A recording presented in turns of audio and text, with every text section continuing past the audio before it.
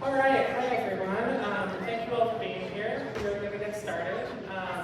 There are some agendas and speaker bios up front if you want to filter up there. No pressure, of course. We also do have a sign-up sheet on the back table. If you could just check your name off as you head out, that would be amazing. My name is Sabrina White. I'm the Programs Director of Water Education Colorado, and we are going to talk about water today. So, I'm just going to run through a little bit about what our organization does and then hand it over to Commissioner Philip to talk about why we are here. Water Education Colorado was formed by the legislature in 2002 during the drought. And our mission is to ensure that Coloradans are informed on critical water issues and make smart decisions that guide our state to a sustainable future. We offer a range of programs across leadership, education, and publications, and you can see some of our materials on the back table. And we really target our materials at a variety of audiences. So there's something for all of you. There's also something for the general populace, water professionals, etc. This workshop that we're in today is part of a broader program of workshops we've run. We've done a series of these for the Colorado legislature and wanted to continue this program with a broader audience. So y'all are the first time we're doing this with county commissioners, and thank you all for being here. And finally, one of the things we do like to do to engage county commissioners, I'm sorry if I'm a little bit, is to get our Headwaters magazine to all of you.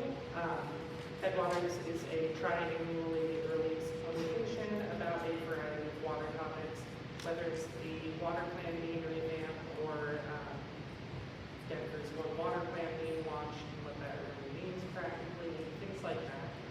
We do have a few copies of our past 3 issues on the back table if you're welcome to take.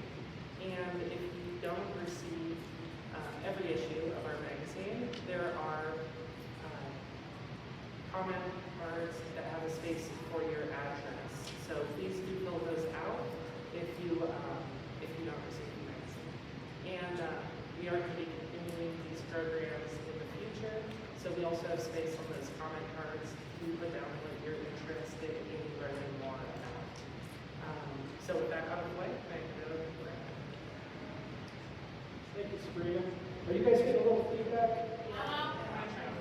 Okay, we're going to try to fix that. Now I'm going to stand further back. Put this back.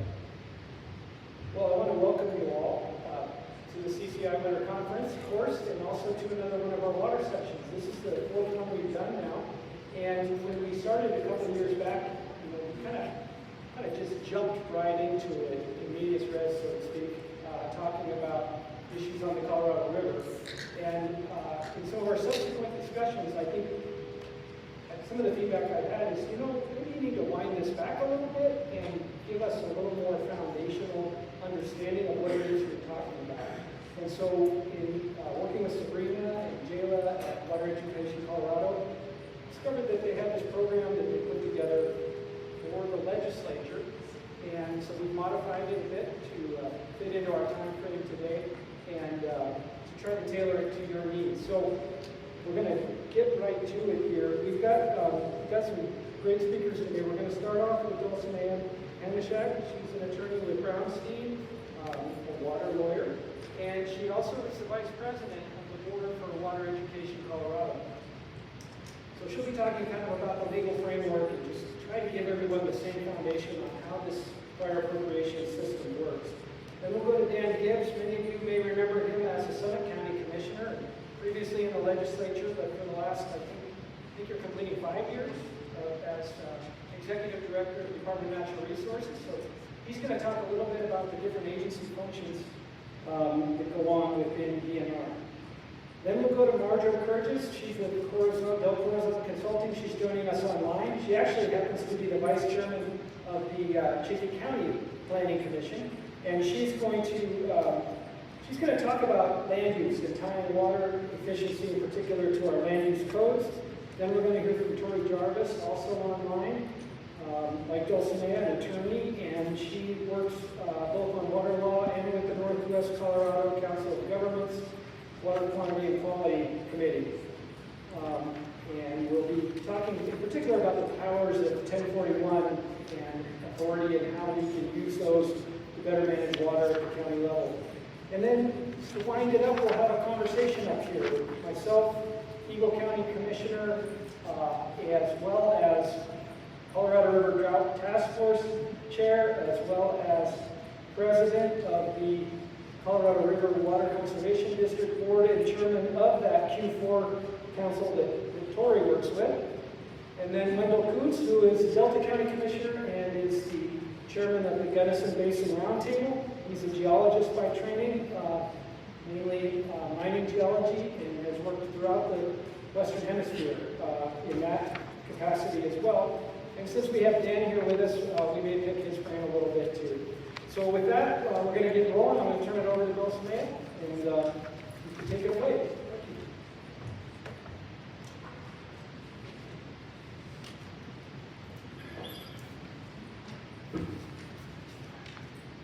Well, thank you so much for having me here today. As you just heard, I'm a water lawyer. And I guess I'll start off by saying a common complaint I hear about water law is it's too complicated. I'm going to move to Wyoming. It's simpler there. Or, why do you have to have all these terms? And so the title of our panel is Demystifying Colorado Water Law. My goal today is to just give you a very high-level view of the fundamentals of Colorado water law.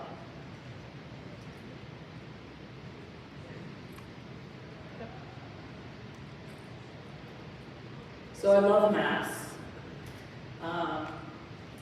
We all know where we are, but the 10,000-foot view of water law in the United States it's different in the West as opposed to the East. So when you cross the 100th meridian, that line that goes down the plain states, the system is very different. And so here we are in Colorado, and the Western system is a prior appropriation system.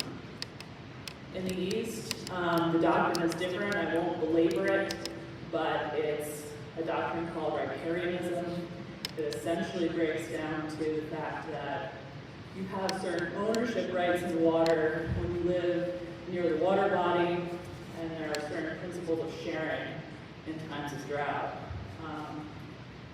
Here we don't do that. The prior appropriation system is a first-in-time, first-in-right system. It's based off of mining law. So if you're the first miner that finds a valuable claim, you have a better right as compared with anyone who comes later. The same is true of water. So, prior appropriation system, what does it mean to have an appropriation? It means you intend to apply water to a beneficial use. And that's shown through an overt act that puts other people on notice that you're developing the resources. There are a couple of exceptions that you may have heard to this diversion requirement. One of them is an in-stream flow right, another is a recreational in-channel diversion. So on the administrative side, we'll talk about that in a minute, but I'm a lawyer, so I love going to court. I'm sure I'm alone in that sentiment, but I would be remiss if I didn't give an overview of the water court system. So the 1969 Act in Colorado provided a uniform adjudication process for water rights throughout the state. So it means that we had the courts evaluating who was first in line and how much they got and under what circumstances. And we've divided the water court system into 7 divisions based on water basin. And the main topic of conversation in water court is really injury. So whatever someone is proposing to do with their water rights, the court in the parties involved in the case to keep an eye on that proposal and make sure that it doesn't adversely affect their rights.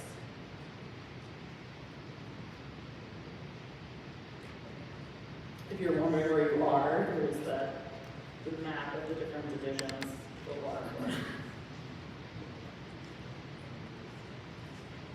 So on the administrative side, we have the state engineer's office. The state engineer, appointed by the governor, is the head honcho, and then the division engineers and water commissioners take care of more local issues, more day-to-day concerns. And one thing I didn't mention here on this slide, but I'll talk about in a moment, is groundwater is subject to regulation by the Colorado Groundwater Commission.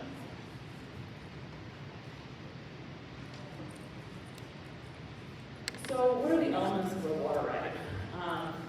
We talked about we can go to water court with a proposal, something to do with the resource.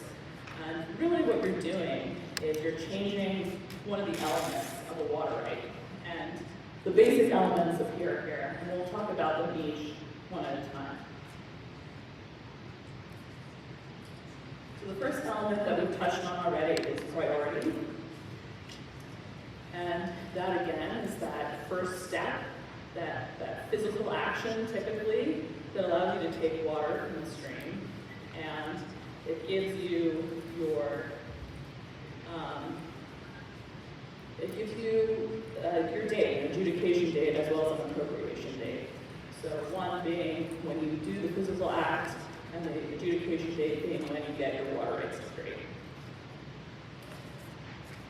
There is one way to skip out of line, and that's by using a tool called an augmentation plan. So that allows you to divert out of priority, so long as you replace the other users in time, location, and amount.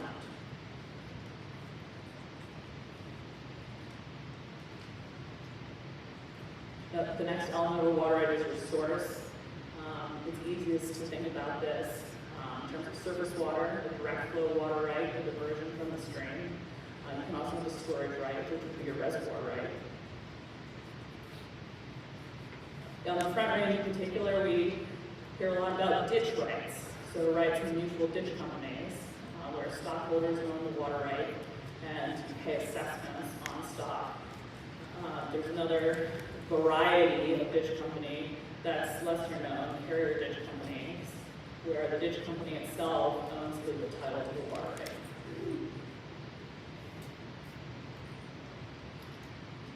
Groundwater rights. So there has been a lot of press lately, and I know some of you have been interested in that press about depleting groundwater resources. And the good news I have for you today is that Colorado really is ahead of the game in terms of managing groundwater resources, because Colorado has recognized the hydrologic connection between surface water resources and groundwater resources. And for the most part, we know what everyone's entitled to, and it's administered.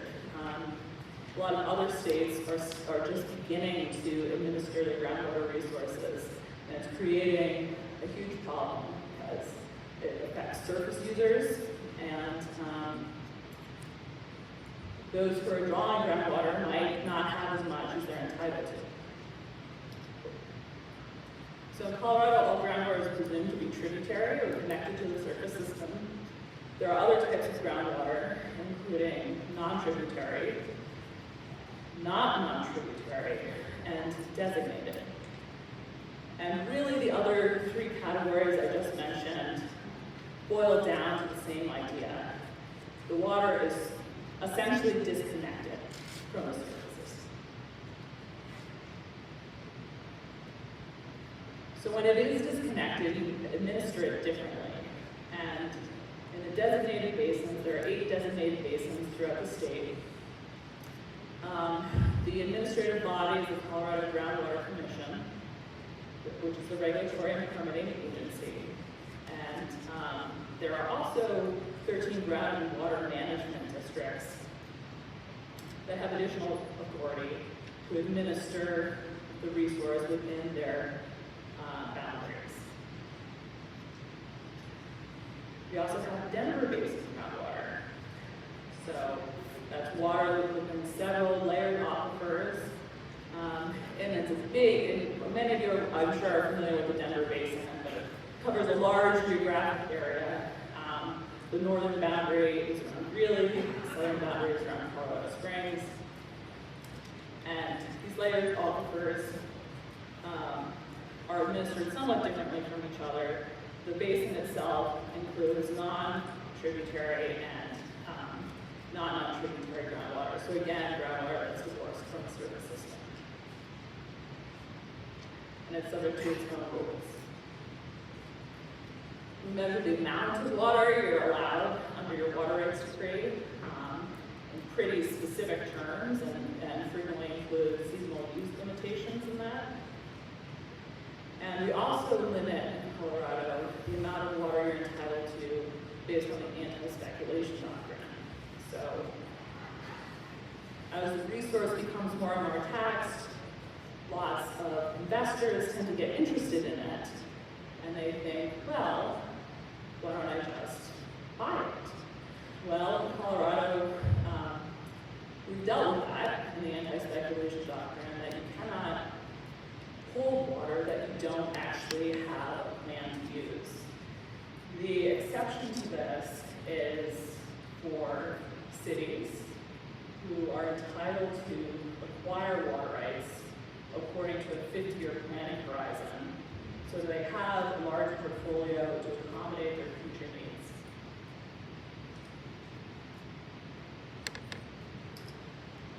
We also define the type of use that you can have your water rights in Colorado, irrigation or municipal use. Typically, you cannot reuse water unless it's specifically designated for that purpose.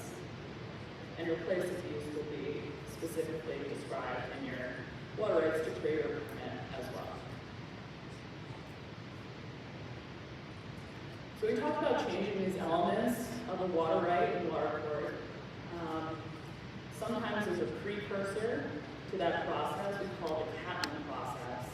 It's named after the Catlin Canal Company. And one way to think of it is a dress rehearsal before a mutual ditch company board. And what the board evaluates is whether or not you will injure other shareholders in the board.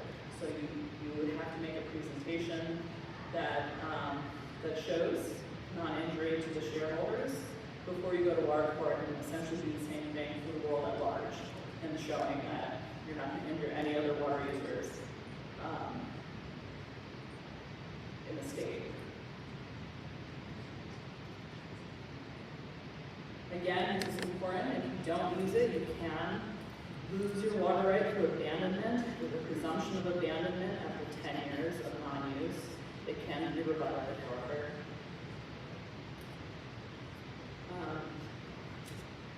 And then, where does our water go once we're done evaluating it through all of these different mechanisms? Well, I'm sure everyone here knows that Colorado is the headwater state. It's the origin of 4 major rivers, the Platte, Arkansas, Rio Grande, and Colorado. And these rivers are subject to 9 interstate compacts. Sometimes people ask me why Colorado would have agreed to enter into these compacts, because we're the headwater state, we have the water, what was the incentive? And the reason is that there was a Supreme Court decision from the early 1900s, the United States Supreme Court decision that indicated that the prior appropriation doctrine, first in time, first in right, may apply between states. This is a particular issue for the Colorado River Compact. So the upper basin was growing much more slowly than the lower basin. Populous places, big cities that we know and love, like LA and Phoenix. And so the idea was that if you entered a contract now that allocated the resource, between the upper basin and lower basin, and it would offer some great protection. So here's the infamous snake map that you may have seen, and it shows sort of water volume coming from these rivers. The biggest area, of course, the Colorado River Basin, is very important to those of you on the western slope.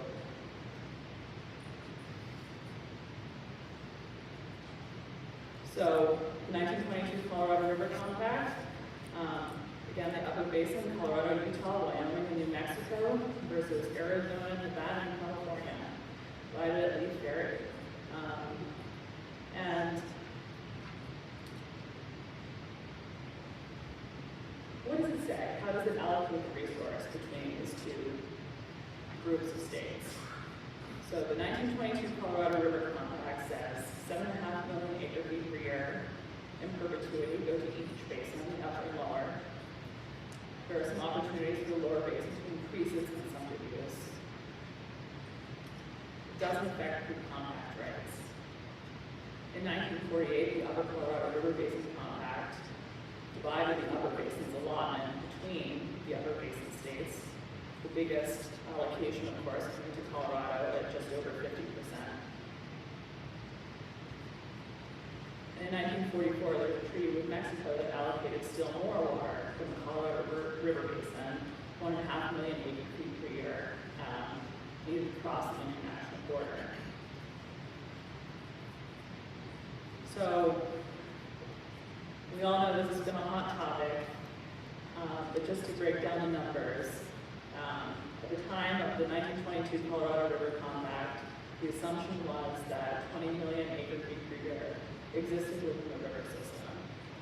The system average for the last 20 years is only about 12.5 million acre-feet, and 16.5 million acre-feet are allocated between the upper basin and the lower basin, and plus the treaty with Mexico.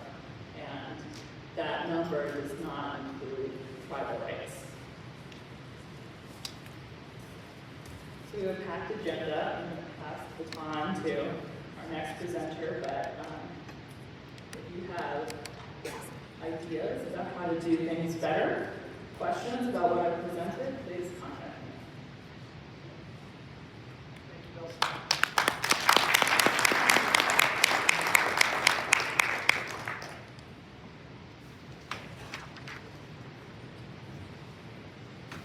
Great, how you all doing? I'm Danny Gibbs, the Executive Director of the Department of Natural Resources. Commissioner Felt already introduced me, but I'm a former Suffolk County Commissioner, so I have a good idea of what you all do for the state of Colorado. So I just want to say thank you so much for all your amazing work to really take care of what's important in your backyard and all the hard work that you do for your citizens that live in your communities.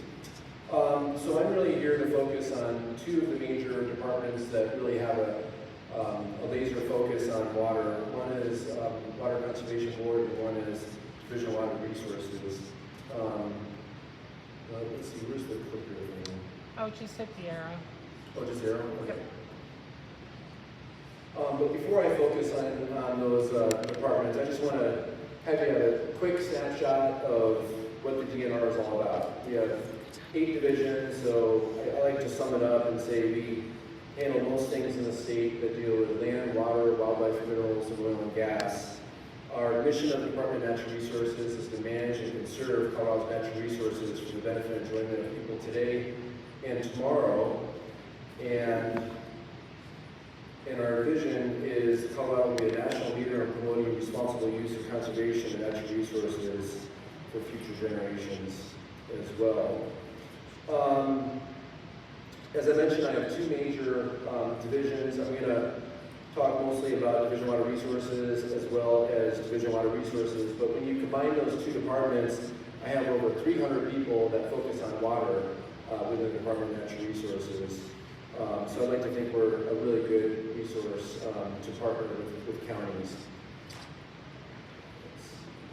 Our CWCB mission is to conserve, develop, and protect and manage Colorado's water for present and future generations. CWCB has been around for quite a few years. We're about 85 years altogether. Commissioner Felt is one of our CBCD commissioners, and we have commissioners that represent all of our basins around the state. They work on a wide range of programs and issues, including protecting Colorado streams and lakes, flood mitigation, watershed protection, stream restoration, drought planning, water supply planning, and water project funding, to name just a few. This year, CBCB also released our updated 2023 Colorado Water Plan, so hopefully you all are familiar with that. If you haven't, take a look at our website and you can print that off or see it online. But that targets key actions that can contribute to a stronger, more resilient Colorado. At the end of fiscal year 2023, the Water Plan Grant Program has issued 386 grants and funded almost $70 million in local projects since it began in fiscal year 2017-18. Also, CBCD works to plan for drought and also post-flood mitigation, including projects to restore our watersheds after wildfires, improve agricultural practices and opportunities, support urban water conservation, manage water users' relationships with Colorado River, and much, much more. So they are a very busy department, to say the least. Some folks ask me, like, how do I get involved? How do I partner within CBCD? There's a lot of ways that we work with local communities. So that includes everything from our water plan grants to our technical assistance programs. We have a brand new turf replacement program that's been very successful. Our Wildfire Ready Watersheds program is really unique. How many of you are familiar with that program? We work with some of you in the room, some of the counties, where we'll come in and do this amazing, utilizing LiDAR technology to work with the local community, figure out if you have a fire in a particular area, what that will mean for water quality and quantity, and where you need a plan for building sediment control traps and so forth. So that's been very successful, to say the least. CBCD staff also work hard to distribute funds for eligible entities across the state. And so we have 4 regional grant managers who live in your communities too. There are folks, we heard loud and clear that local communities want to have people that can help them navigate what particular potentially federal grants could be available, what kind of state grants could be available, work with your local basin roundtables. And that's been highly successful. And just recently, we've had some great success working to leverage federal funds, including $1.2 million grant to the Rio Grande Restoration Foundation, and that was from the U.S. Department of Interior. But it took local people on the ground that, again, that are your neighbors, that are not just based in Denver, but know the landscape, know the unique issues of water that you have in your background.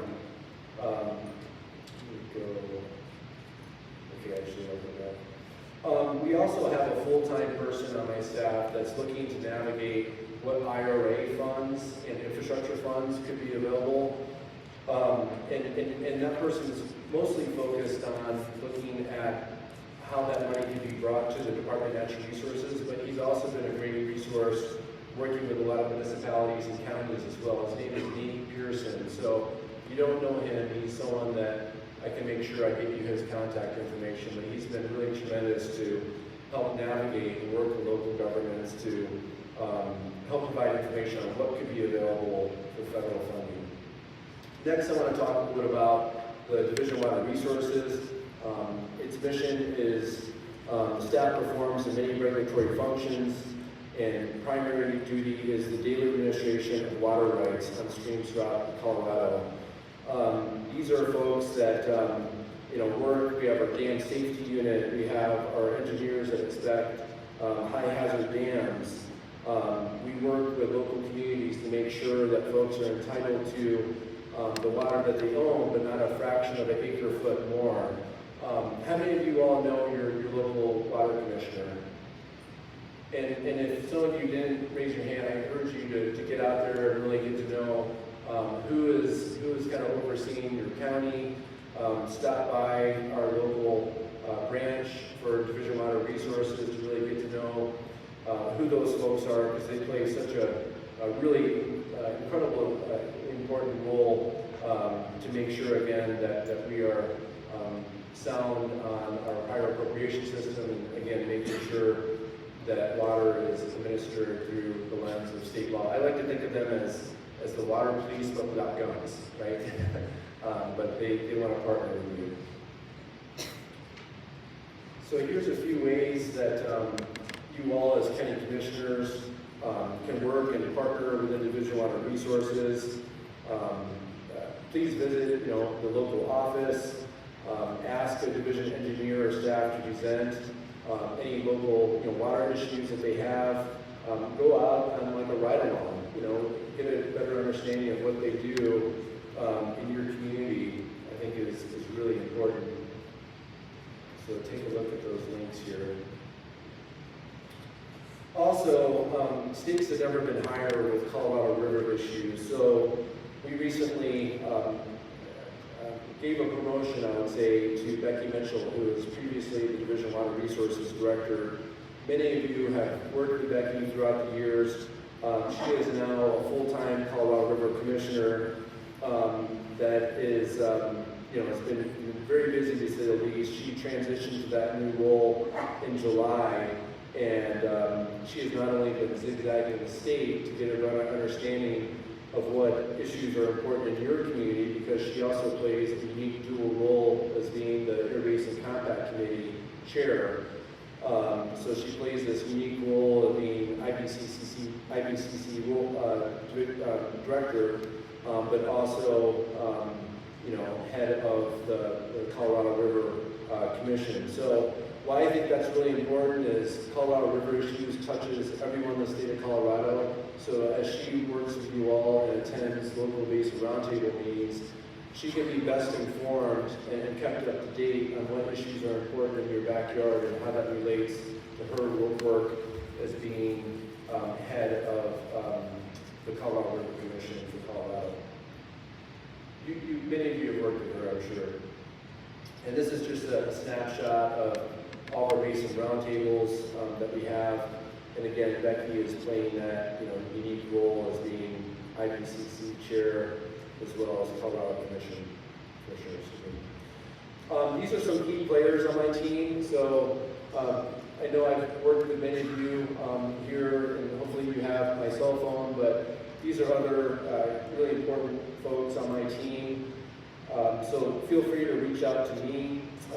We have some change coming up. So I put down Deputy Director for Division of Water Resources, Tracy Kozloff, because Kevin Ryan has announced his retirement, so he's retiring. His last day will be right at the end of December, and he's just been really tremendous for the state of Colorado. But Tracy is the Deputy Director for that right now. So thanks again for having me. I appreciate it. Bye-bye.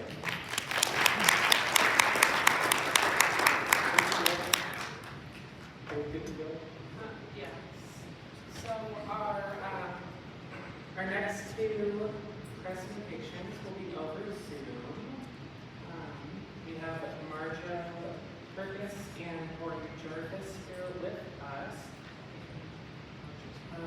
We are going to hear from Marja first. And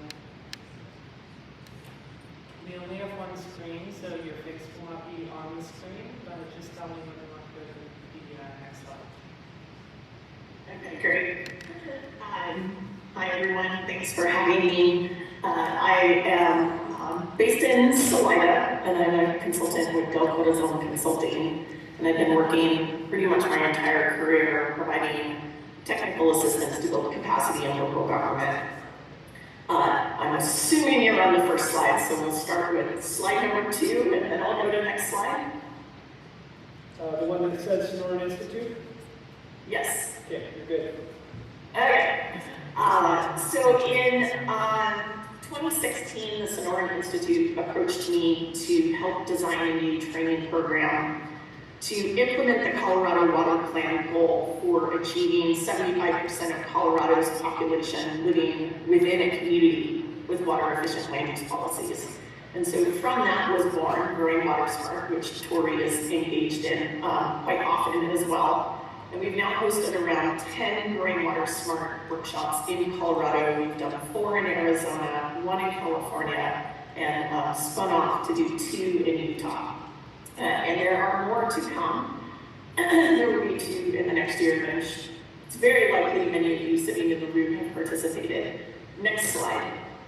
So when we're talking about growing water smart, we're really talking about 4 key principles: reducing the demand for water in new development and retrofitting old development, shifting to find new alternative water sources, protecting our river systems and replenishing our aquifers, and building greater resiliency from droughts, but also natural disasters and other uncertainty. Next slide. So when we're focusing on integration of land use and water, we're doing it because we know we need to grow in a way that's both water efficient and climate resilient, and land use patterns in the physical form affect water demand as well as the hydrologic system that sustains us as communities. Next slide. And research is showing us that the correlation between development patterns, density, and water demand are pretty clear. We know that smaller lots use less water than large lot single-family homes, primarily due to a reduction in overall lot size and therefore irrigable land area. We know that socioeconomic demographics impact water demand. Where you have bigger homes, more affluence, more education, you have higher water demand. We know that where we're using outdoor water, that can account for 25 to 50% of municipal water use across Colorado, depending on where you are. So the type of landscaping and the amount of landscaping matters significantly. And we know that the technological advances in water-wise plumbing fixtures and appliances have made a huge difference in making new development much more efficient than old development. Next slide. So with integrating water and land use, what we're really trying to do is to promote higher density, water efficient, compact form in the areas where we can encourage growth with infrastructure that already exists in order to reduce water consumption and save money in infrastructure investments, because development is becoming more and more expensive. And so what we're seeing in Colorado as a trend is that our legislative policy, our real estate market forces, the cost of water are already having a significant impact on the way in which we build. Next slide. So outdoor irrigation is where a lot of local land use planning is focusing in order to reduce the inefficient use of turf in community development and use water more efficiently. Outdoor irrigation is the low-hanging fruit of water efficiency because it is a consumptive use, and it's also up to half of our water use within communities. So this year, you've probably already heard the legislature has proposed legislation that would accelerate the adoption of water-efficient landscapes by adopting a non-functional turf policy, which will have implications through many of our communities across Colorado. Next slide. So when we're working to integrate water and land use, we see that there's really these 4 specific leverage points where we can strengthen water and land use integration. The first one is in planning and policy making and making sure that we integrate water and land use planning and break down silos and use the same assumptions and information across all the different types of planning that we do. You'd be surprised how often we do not. During development review, which many of you have a direct hand in, we importantly have an opportunity to ensure that new development that is coming in for approval is as water smart from the start as possible, because retrofitting development is expensive, as you will see by all of the money allocated to the turf replacement program. At construction, when a project applies for a building permit, there's a number of different opportunities, but it's really where you see the compliance with your regulations. And then finally, there's post-occupancy, where we're trying to change the behavior of someone moving into a house, which behavior change is like the hardest thing you can do, but it's also where traditionally we put all of our effort in water conservation and efficiency. But it's still very important because it is how we will retrofit and improve efficiency in existing development. Next slide.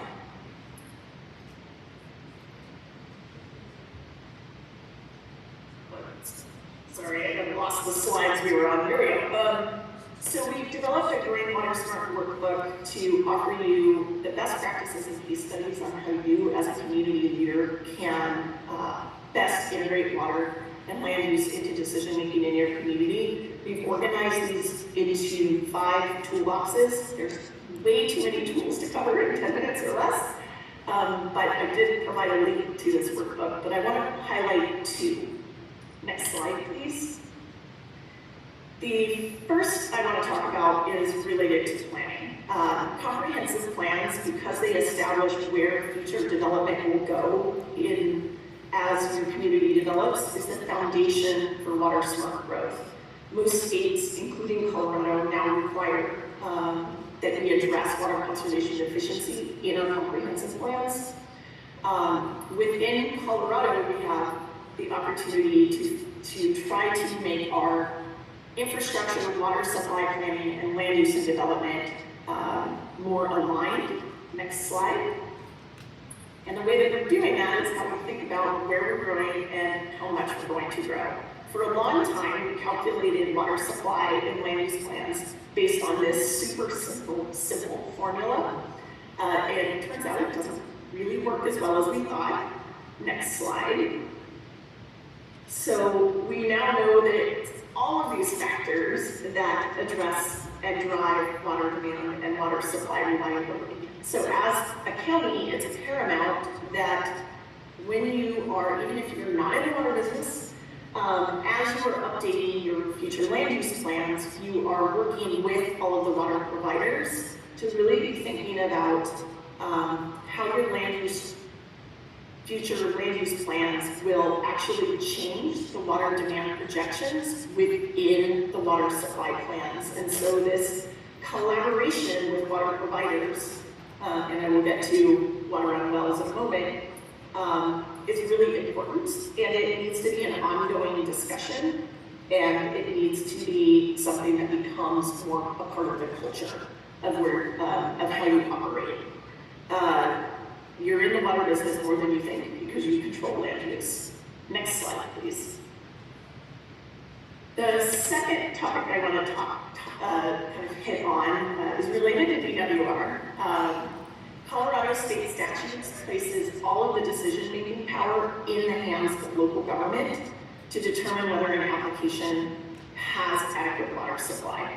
The rules are slightly different between cities and counties, but counties actually have to meet a higher standard of review than municipalities. Dan had touched on sort of the role of DWR. Small capacity exempt wells, which are those that are used for rural development, are the most common water source in Colorado, a growing water source in Colorado, but they've really been sort of exempted from this higher level state overview. Most wells in subdivisions are household use only, and we've had this long held theory that as long as there is a septic return flow, the impact of that development is negligible. But we are starting to see instances where those assumptions are not necessarily always accurate. So you, not the state, are responsible for ensuring adequate water in new development.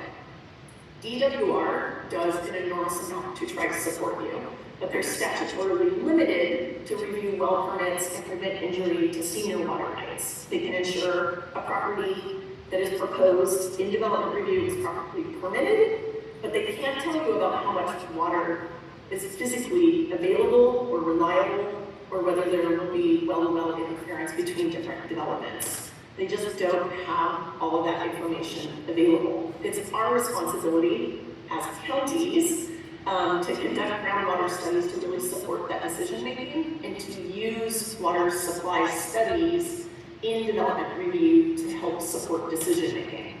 DWR can offer professional feedback on your development applications, but you have to give them good information, and they often do not get that. So the work that I've been doing most recently is to develop a water resource guide, a new resource guide to help build the capacity of local government to review these applications more consistently with high quality information and assist DWR providing us with good guidance. So next slide, please. So the state statutes provide guidance on what information you should use as a decision maker based on water source. If your water source is a water provider, you're using either a will serve letter or a water supply plan. And there have been many issues with getting information in will serve letters, but it's laid out in the statutes as just getting the information from the actual providers, which has been more difficult. So that is one area that I will address and provide some additional new guidance, but I'm going to focus on wells for a moment. Next slide, please. So if you are depending on wells for your water source, a water supply report is what you're supposed to require. The challenge has been getting consistent information within those reports and not simply having whatever is provided by the actual applicant and their engineers. And if you're in the Denver Basin, which was touched on, you have some additional Groundwater Management Act guidance and review procedures that are also part of that process. Next slide, please. So the work I'm doing in trying to help integrate consistent information into development review is related to updating the adequate water supply standards within development codes. And I think this slide is animated, so if you advance, it should go to a list of 5 bullets, hopefully. And hopefully those 5 bullets sort of show you the types of things that we're trying to integrate into new codes. And these are clarifying the allowable water sources, providing a consistent methodology for water demand estimates, offering criteria for how to evaluate the water supplies based on the source of supply, providing a way in which to negotiate conditional water savings, and then clarity on the timing of those water supply submittal standards. There are many good examples in Colorado already, and I've highlighted those in some additional slides that you'll get. But for the most part, as I've been working across Colorado, a lot of counties have not been as familiar with how to do this well. So that's what really the role of this resource guide will be. The work that I've been doing in this is now being integrated into the DOLA model code, and so we're trying to create some consistency across Colorado to do this better. Next slide, please.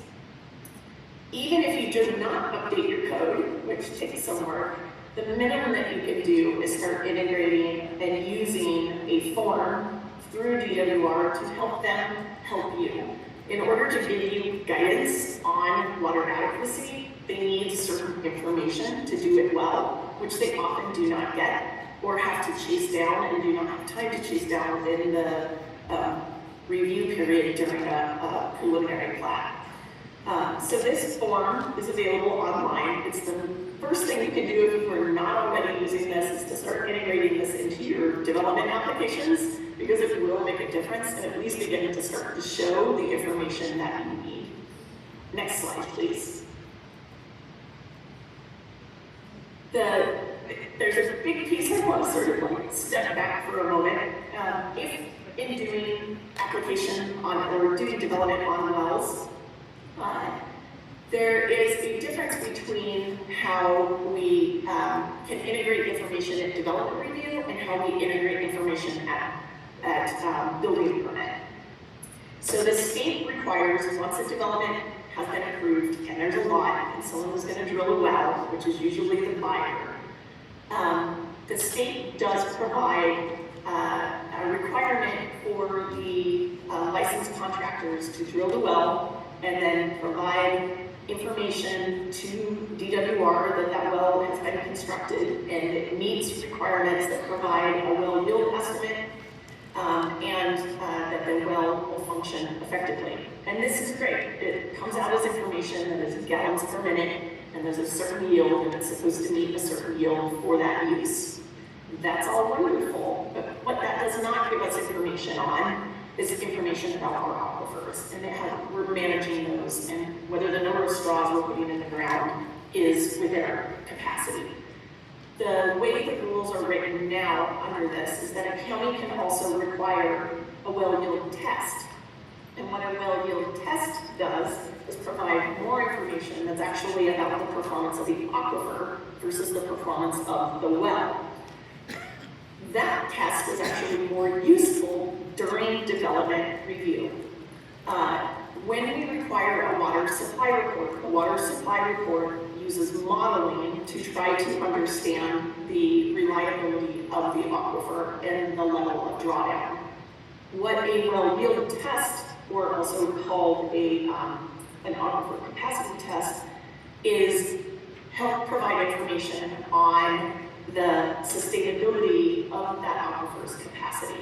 And so many counties have adopted standards as part of the development review process that requires for developments either in certain geology, where there is questionable water resources, or where there are higher densities of wells, to require a on-site hydrologic assessment using this tool to help assess whether there is actually sufficient water and whether there will be interference locally within that aquifer. And so I've provided a bunch of examples of how different communities have integrated those in.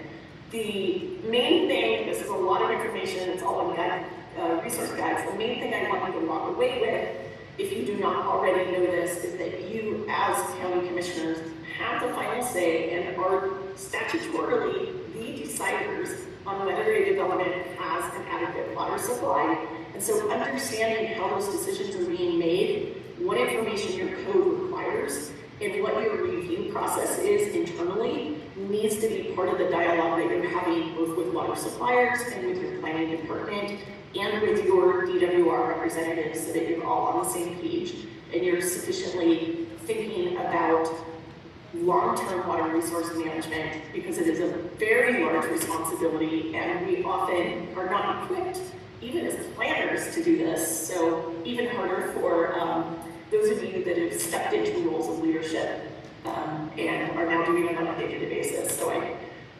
congratulate you on that, because it's really hard to do. And hopefully the resources that I provide will help you. There's a whole series there. I've also included a link to learn more and follow up on Growing Water Smart and how you can potentially think about getting your community into that. There will be 2 trainings coming up this next year. One sponsored by Northern Water and the other sponsored by Colorado River District. And so you can get more information at that resilientwest.org link. And I'll turn it over to Tori.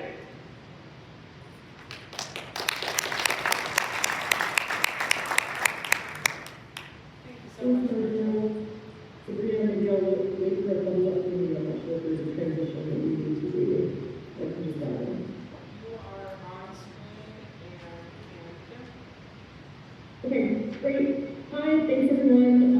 I'm glad to be with you virtually. I can't even see any of you, so I'm sorry I can't be here in person. But as you heard, I'm Lori Jarvis. I with the law firm Sullivan Green CV.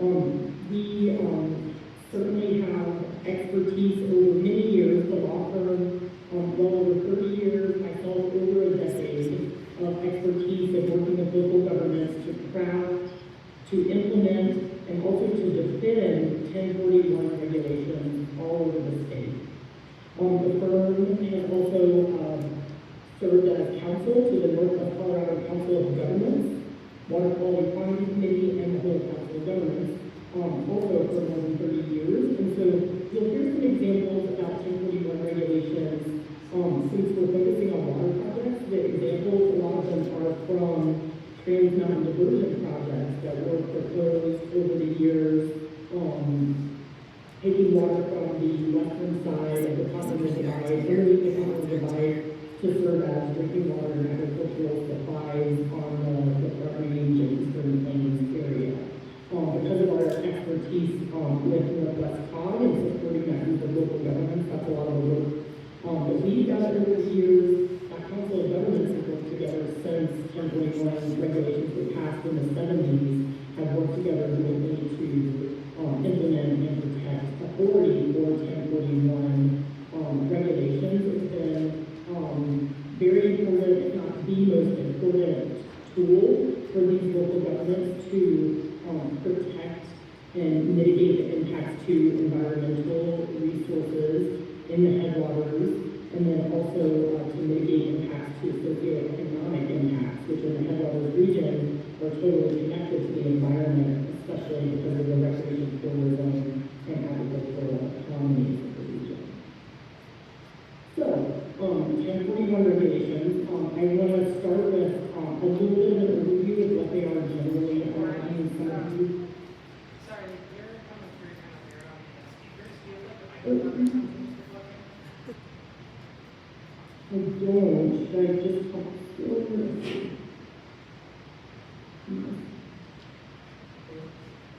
Bree, you said when on my end, you might just turn off your video if it would help. Yeah, I think I did switch microphones. Is it better? Yes, that's way better. Okay, all right, sorry.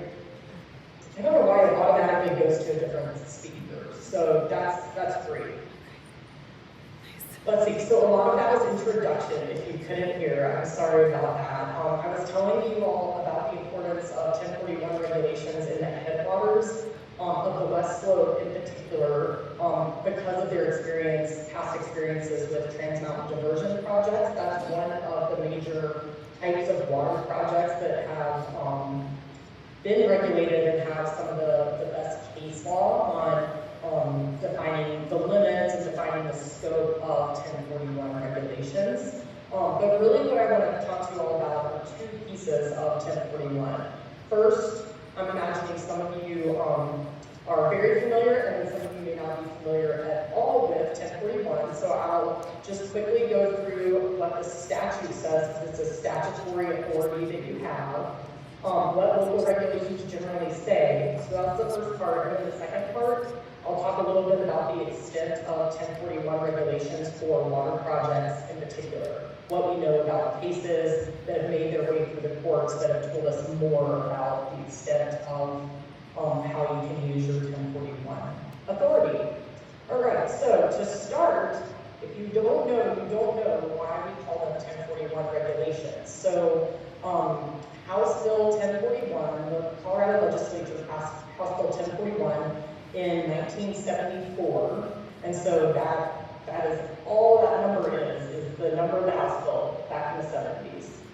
The true name of the act is the Areas and Activities of State Interest Act. That tells you a lot more about what these regulations actually do. So the Colorado legislature gave the authority to counties and also to municipalities, that gets forgotten about a lot, gave the authority to local governments to regulate for a very specific list of areas and activities of state interest. That list is in statute, and that's all that you can regulate, and you can't go beyond that in this particular regulatory scheme.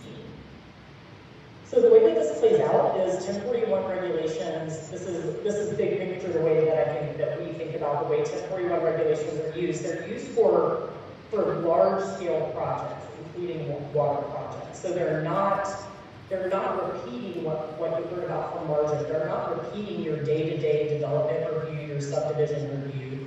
They're really meant for when you have larger scale water projects. If they're in your own jurisdiction, you may have some requirements that you want to dig in deeper for larger scale developments. They're also really important because there are some areas and activities of state interest that a local government, that a county would not otherwise have authority to regulate. So a water project that involves a reservoir in your county, but the water is actually going underneath the Continental Divide, or it's going in pipes from a farm or a ranch, going in pipes to a municipality, a local government would not necessarily have any sort of permit system that other local government would have to obtain if not for 1041. So it's very important also for counties and municipalities to have some say in particularly intensive development that otherwise they would not have any say over. So it's been really important, and one of the ways that it's been the most important is used for different types of water projects. general in mitigating environmental and socioeconomic impacts to the county, to counties and municipalities. All right, so there's a two-step process to utilizing your 1041 authority outlined in statute.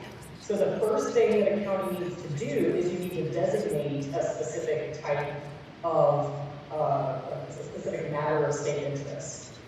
There's a list, like I said, in statute of particular areas and activities of state interest, of particular interest to, for water projects, and that's the topic here today. Of that list, there's two activities that are most relevant.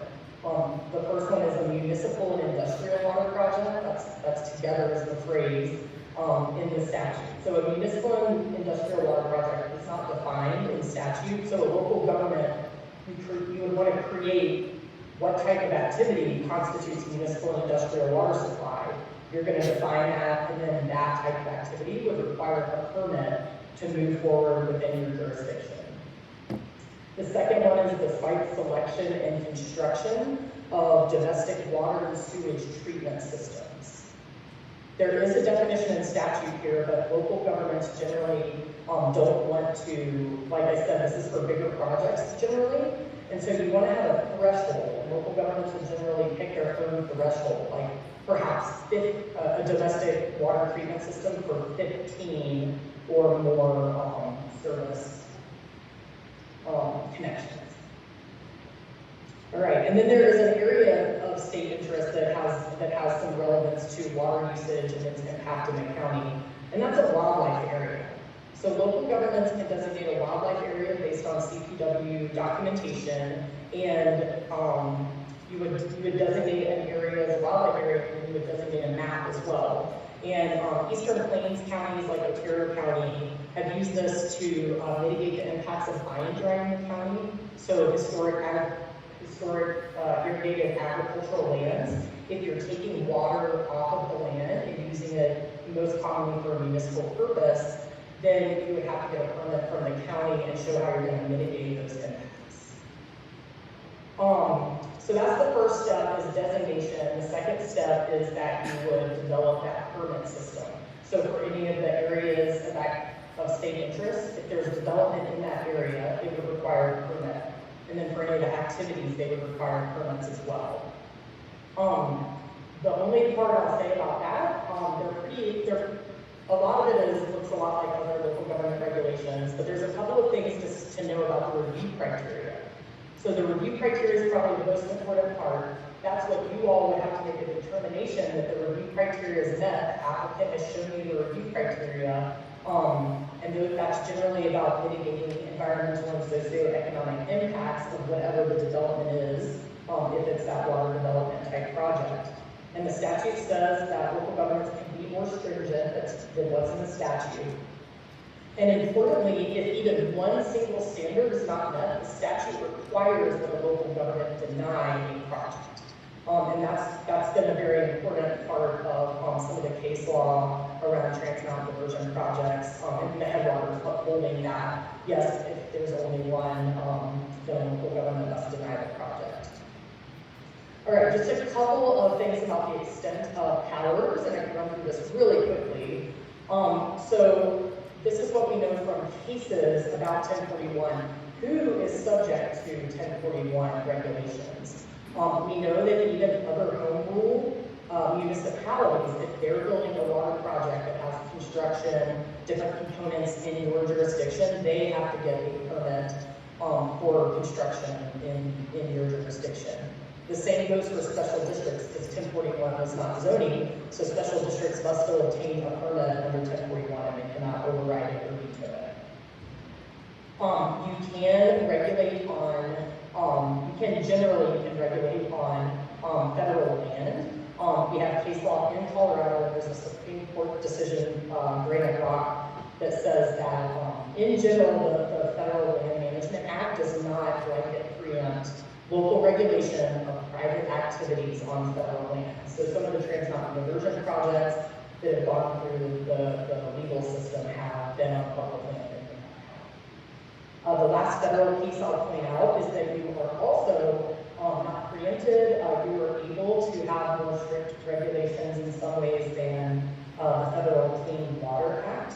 And that's important because in 2023, this year, a Supreme Court decision narrowed the definition of wetlands. In particular, what type of wetlands, and then also, it's still an open question, I think, as to what impact that would have on small streams, tributary streams, also in your jurisdictions. And so federal wetland protections are no longer the floor that they used to be of having protections for wetlands in your jurisdiction. So we've been recommending to local governments to make sure that 1041 and all of your regulations can really look at the impacts of wetlands, because you can regulate a more broader set of wetlands than is currently allowed federally. So 1041 in 10 minutes. Please feel free to reach out if you have any questions. Hit me up later, and thank you for having me.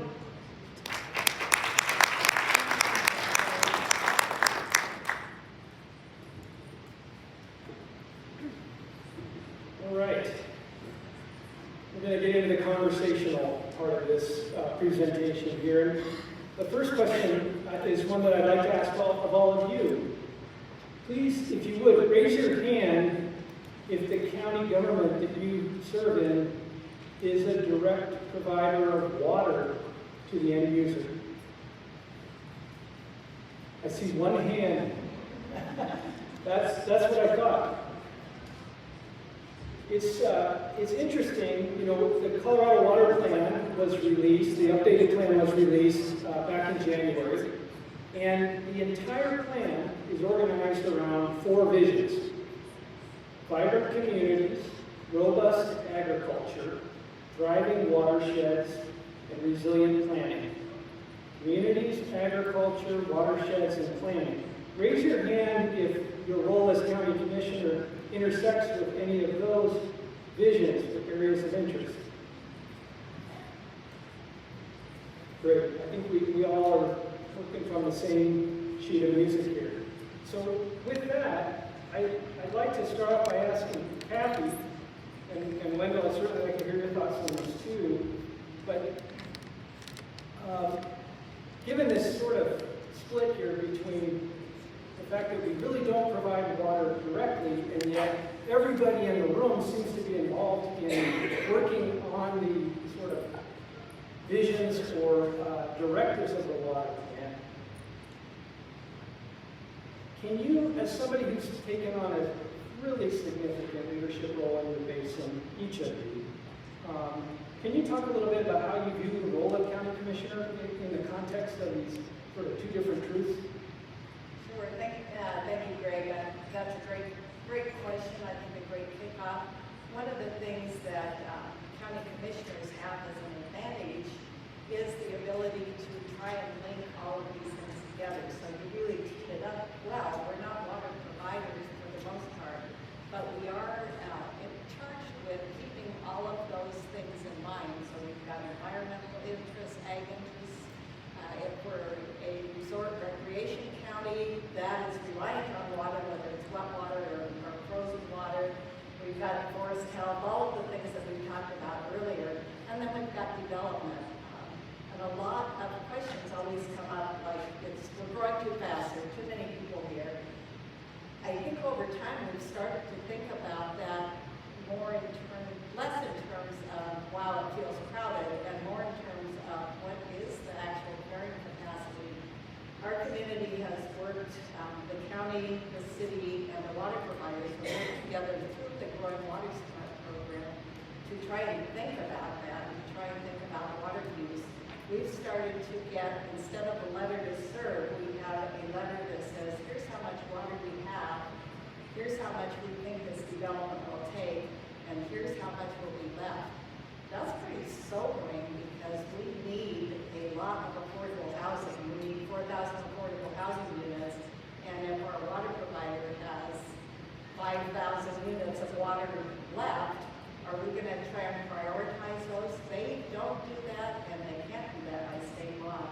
That's our job, and there's not an unlimited supply. So I think that role of county commissioner of thinking about the economy, the environment, and actual natural resource supply in terms of development and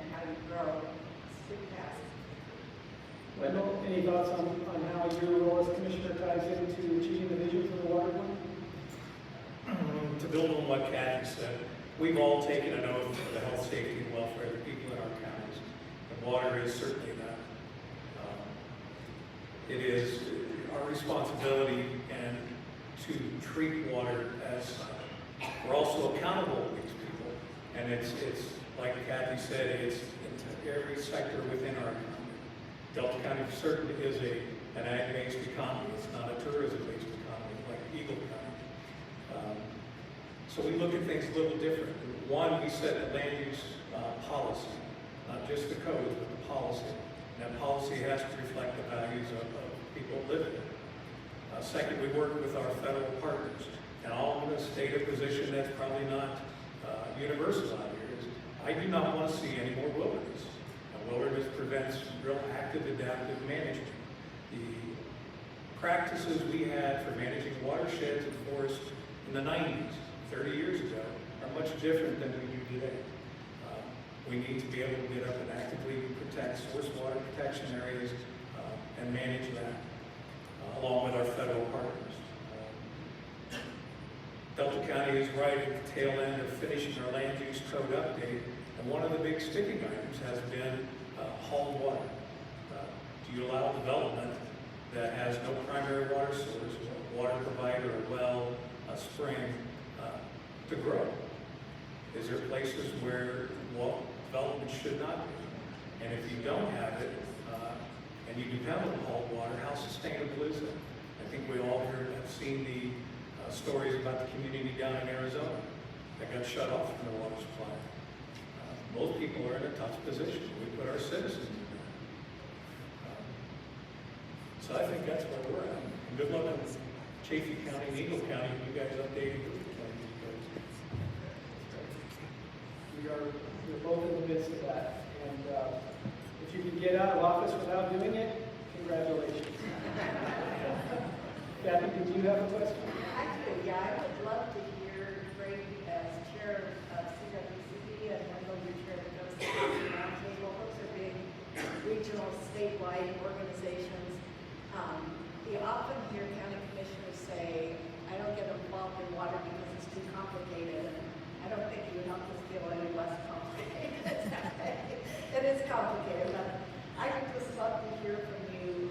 Why do you think it's important to have the county at the table? And in those roles, how do you make sure the county perspective gets forward into discussions that are in this complicated water law?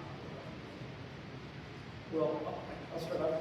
I guess I would, while acknowledging that it does sound complicated, this water stuff, it really does derive from some pretty basic principles. It just gets complicated how we continue to contort ourselves to continue to abide by those principles while we deal with more and more complex problems. In terms, and so I guess with that, I would say to you that you all deal with very complicated subject matter all the time, right? We're expected to, in a given day, deal with landfill issues and EMS and issues of taking children away from parents who can't handle it anymore, to moving on to land use issues, and maybe moving on to some aspirational type topics too that we always try our hardest to maintain space for. So all that is to say that I think you're all eminently qualified to weigh into the water space because of the experience you've had dealing with a lot of different complex issues already. I think it's really important, what I've seen on the CWCB board, almost everybody on that board is a water professional. Not everyone, but almost everyone. And that's an incredibly valuable resource that, people are bringing different strengths to the commonality of the board. But there's a real value, I think, in hearing from elected officials. I think we often get, maybe a little bit ridiculed or ribbed, for being politicians. Certainly understand that. But, if we're doing it right, I think we are very much in touch with the voices of our constituents, as Wendell kind of mentioned.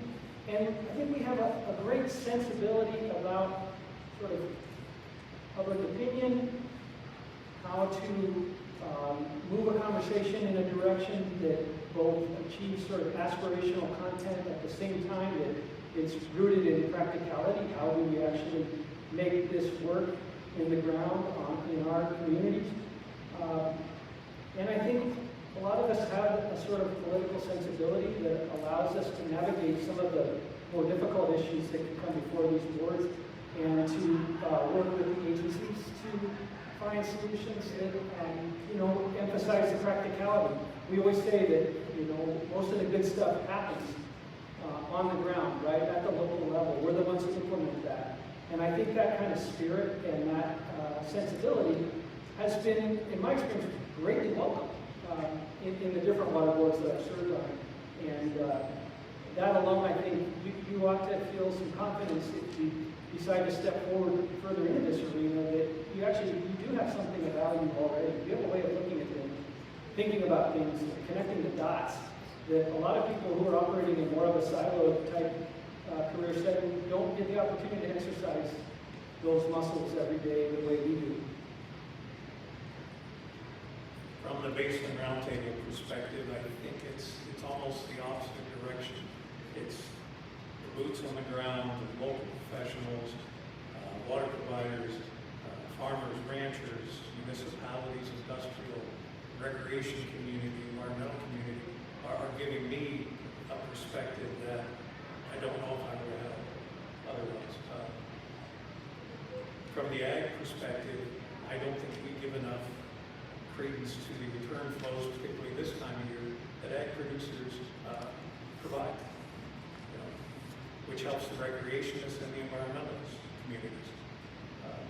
Municipal and industrial providers are struggling to find water for their constituents, those people they serve. So to me, it's almost a reverse flow of information that I'm getting to work with people that actually can make water flow both downhill and uphill. So it's different. And I appreciate that perspective. One of the things I keep thinking about, these guys are so much smarter than I am. And I'm tickled to be able to serve them. The Gunnison Basin is the largest tributary to the Colorado River, so we're very cognizant of what trans-mountain diversions and high altitude storage can do for us. So that's kind of the perspective I see this as.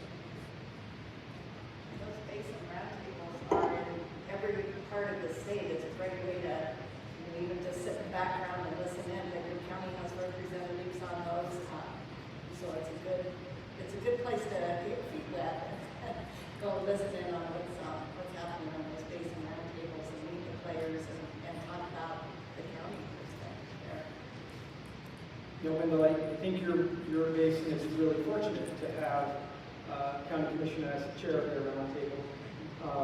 And I'm sure you'll agree that we encourage public participation in the roundtables. There's a lot of designated seats for each basin, but we also welcome the public and provide opportunities for public comment. And I think you hit the nail on the head. That really is the boots on the ground.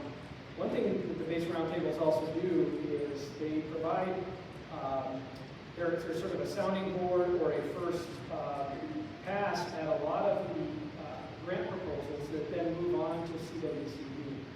And as chair, I know you have to help navigate that funding process.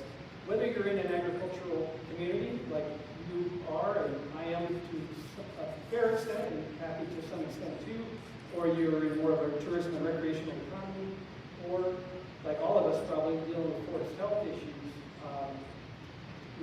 we hear a lot of supplication from the ground floor, so to speak, for funding.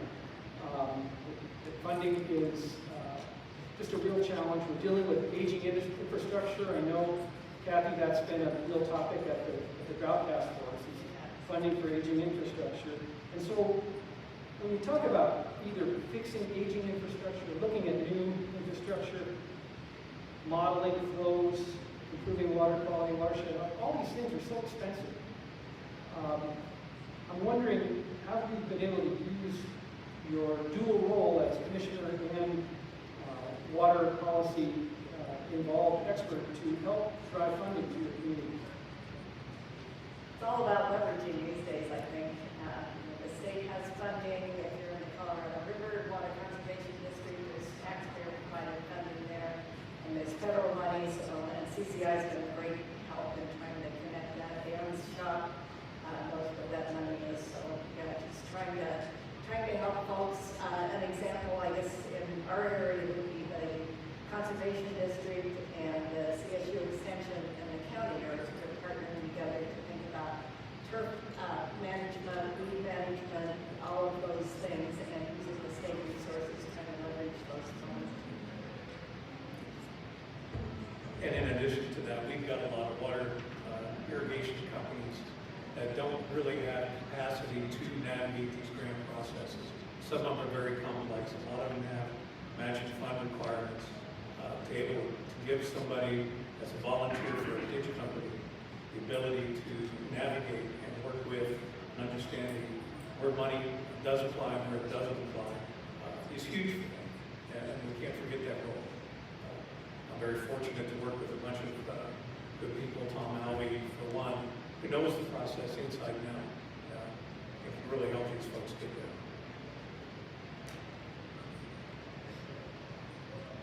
We're gonna have to wrap up in a couple minutes, but Wendell, did you have a question that you wanted to put?